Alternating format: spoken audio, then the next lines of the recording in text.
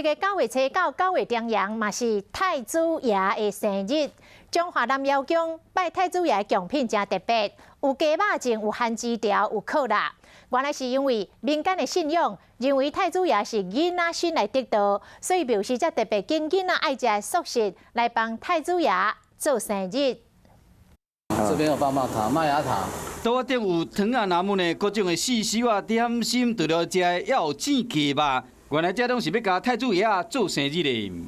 趣味者啊！毕竟咱太子爷公嘛是囡仔嘛，咱少年人喜的物件，应该因嘛喜。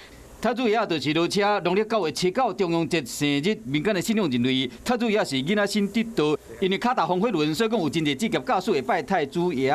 因为民众大部分是准备糖啊、甲饼来拜。今年中华南药宫发挥创意，特别准备这素食，要甲太子爷做生日。